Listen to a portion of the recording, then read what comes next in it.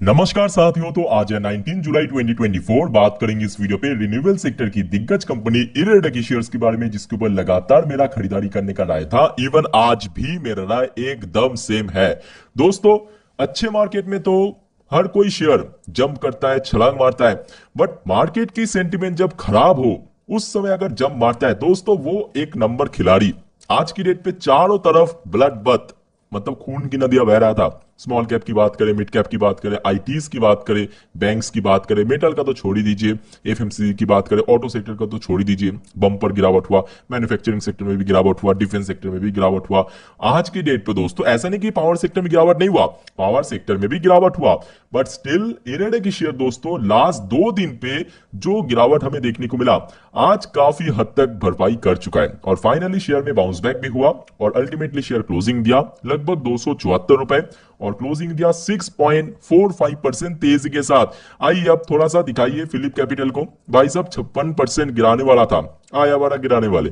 तो दोस्तों यहाँ पे कुछ इंपॉर्टेंट न्यूज है जिसके बारे में हम आगे चर्चा करेंगे। सडनली क्यों बाउंस बैक हुआ उसके बारे में भी चर्चा करेंगे और आपका आगे का रणनीति क्या हो सकता है इरेडा के अंदर, इसके बारे में चर्चा करेंगे। तो दोस्तों रिक्वेस्ट करूंगा आप सभी को, प्लीज वीडियो को बिना स्किप के पूरा अंत तक जरूर देखना। अब देखिए, पीएसयू सेक्टर की शेयर्स ये तो हमने देखा था, एक तो मंगलवार और दूसरा बृहस्पतिवार, मतलब थर्सडे और ट्यूसडे, ये दोनों दिन ही देखिए इरेडा के अंदर भी गिरावट हुआ था। इवन बाकी पीएसयू सेक्टर की शेयर्स में भी गिरावट हुआ था। अब इरेडा के अंदर कुछ ज्यादा ही गिरावट हो चुका है। मतलब देखिए, शेयर अपना हाई टच किया था 300 के ऊपर, अच्छी बात है। उसके बाद अगर आप नॉर्मली कैलकुलेट करेंगे ना, शेयर का ऑल टाइम हाई से करीब करीब 19% नीचे पहुंच गया था। कितना, मैं आपको बताता हूं, 19%। और इसके पीछे कहीं ना कहीं रीजन दोस्तों यही है, ये सारे जो डोमेस्टिक सो कॉल्ड दिग्गज ब्रोकरेज कंपनी, क्योंकि ये लोग चाहते हैं। मैं आपको कल रात की 9:30 वाली वीडियो अगर आपने देखा, बार बार आपको एक बात इंफॉर्म किया था कि देखिए, ये जो सारे बड़ी इन्वेस्टर्स द्वारा रचाई गई ट्रैप है, इसमें पैर मत देना। ये लोग चाहते ही है कि आप सेल करके निकल जाओ। तो आप देखिए, आप अगर सेल नहीं करेंगे, लॉजिकली आप सोचिए, आप अगर सेल नहीं करेंगे तो भाई साहब ये जो ब्रोकरेज कंपनी है खरीदा क्या, कहां से खरीदेंगे? समझ गया ना? तो जिस वजह से ये सारे ट्रैप में आपको नहीं पड़ना है। ओके, अब बात करेंगे। देखिए, एक बहुत इंपॉर्टेंट न्यूज एक्चुअली एक दिन पहले ही आ चुका था, बट उस टाइम पे क्योंकि ये जो फिलिप कैपिटल द्वारा सजाया गया ट्रैप था, उसमें ज्यादा इन्वेस्टर्स पैर दे दिया था, शेयर में गिरावट हुआ था, तो जिस वजह से इंपैक्ट आपको देखने को नहीं मिला। आज जैसे ही थोड़ा सा सेंटीमेंट हमने देखा, इरेडा की शेयर की पॉजिटिव हुआ, शुरू में एकदम सटाक से तेजी। तो न्यूज कुछ ऐसा था कि देखिए, IREDA to invest 290 crore in 900 megawatt project in Nepal. दोस्तों ये जो रकम है ना 290 करोड़, ये देखने के बाद आपको लग सकता है कि भाई साहब 290 करोड़ में क्या होता है, बट ये उतना, मैं बोलूंगा, सिंपल तरीके से मत लेना, क्योंकि ये कोई इंडिया के अंदर प्रोजेक्ट नहीं है, इंडिया के बाहर से। मतलब कंपनी आज की डेट पे इंडिया के अंदर तो फाइनेंसिंग का काम करता है, इन्वेस्टमेंट का काम करता है, कंपनी का काम ही है वही फाइनेंसिंग करना, फंड जो कि प्रोवाइड करना दूसरे कंपनी को। अभी कंपनी क्या करे, इंडिया के साथ साथ दूसरे जो कंट्री है, दूसरे जो नेशन है, जैसे कि भारत की नॉर्थ साइड में आपको नेपाल दिख जाएगा, है ना? तो नेपाल के अंदर इन्वेस्ट करेगा और किस पर्पस इन्वेस्ट करेगा, ये सबसे इंपॉर्टेंट है। मैं आपको थोड़ा सा आर्टिकल पढ़ के दिखाना चाहता हूं। ये देखिए, state own IREDA on Wednesday, ये न्यूज एक्चुअली वेडनेसडे के दिन आया था रात को। Said the company will invest 290 crore in a 900 megawatt hydro electric power. अब ये जो हाइड्रो इलेक्ट्रिक पावर है ना, ये जो एक सेगमेंट है पावर सेक्टर के अंदर, खास करके रिन्यूएबल के अंदर, ये बहुत ही फास्ट ग्रोथ से एक सेक्टर है, आप बोल सकते हो। ठीक है, प्रोजेक्ट इन नेपाल, और खास करके जहां पे बहुत ज्यादा नदियां हैं, वहां पे दोस्तों ये हाइड्रो इलेक्ट्रिक पावर को काम किया जाता है। ठीक है, the board of director of IREDA gave a principle approval, जो कि अप्रूवल दे दिया है कि लगभग 290 करोड़ की इन्वेस्टमेंट होगा। अब देखिए, कंपनी जितने इन्वेस्ट करेगा उतना ही कंपनी को इंटरेस्ट इनकम मिलेगा।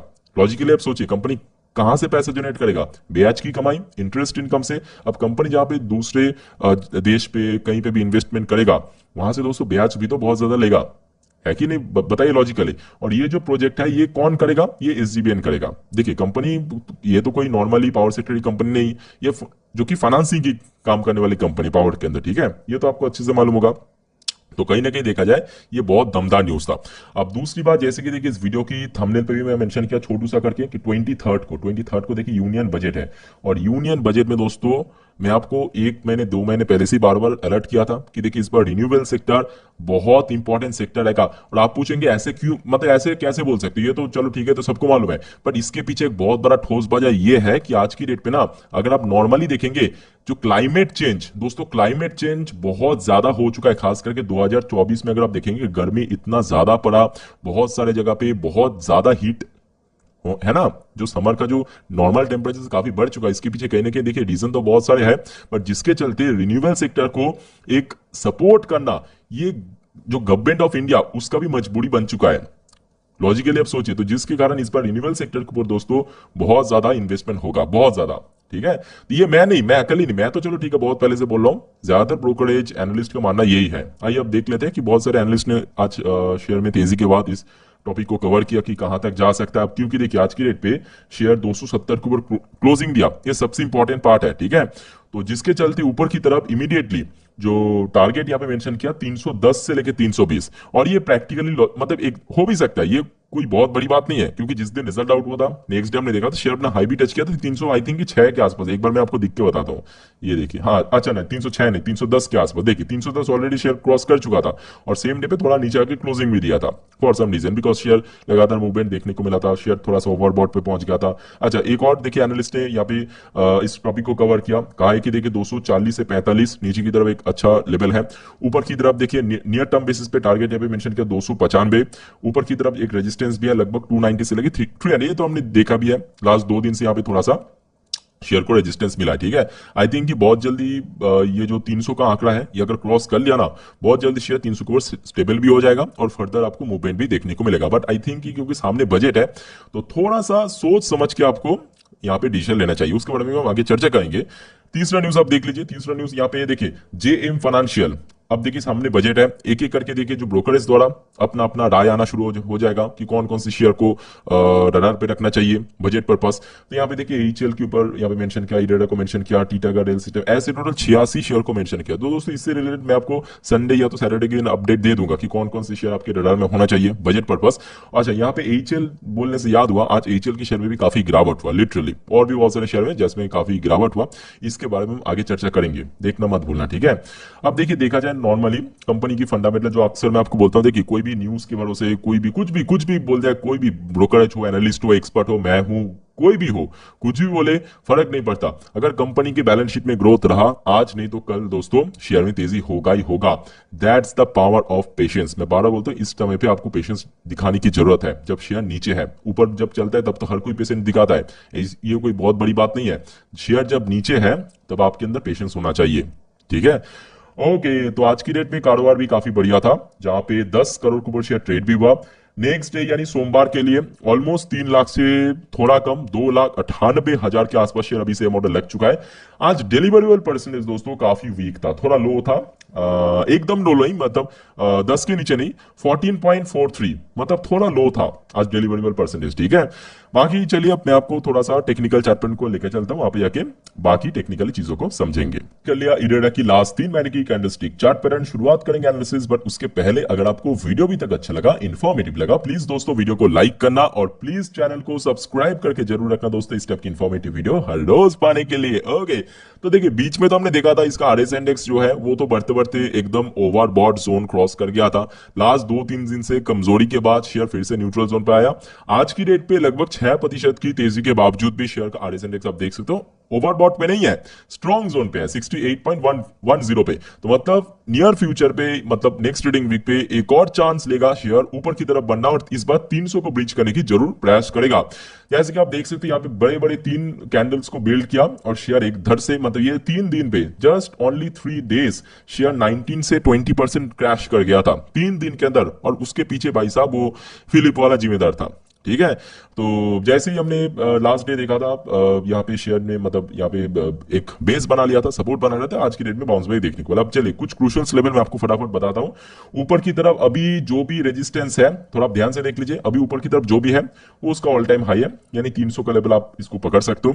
नीचे की तरफ देखिए 2 सपोर्ट लेवल है, इसके पहले भी आपको बार बार कहा था 270 ये सबसे पहला and very crucial support level है। इसके ऊपर आज क्लोजिंग है जो कि बहुत बढ़िया काम किया। और ये लेवल अगर टूटा नीचे की तरफ 245 से लेके 250, जहां पे लास्ट डे सपोर्ट मिला था, ठीक है।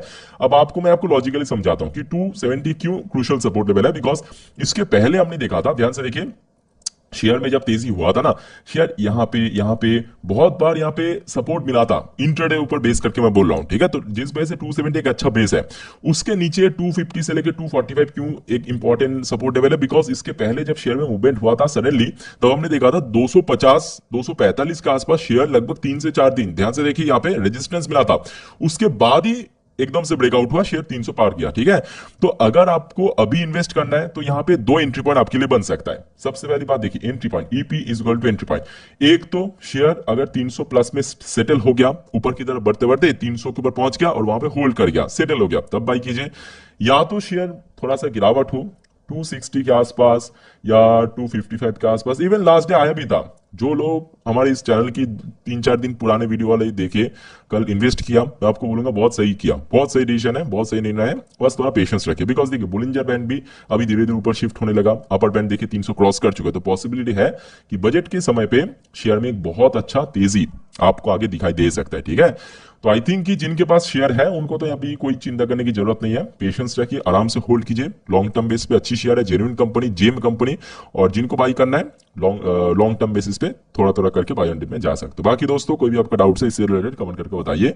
फिलहाल इस वीडियो को वाइंड अप करता हूं। टेक केयर, बाय बाय, जय हिंद।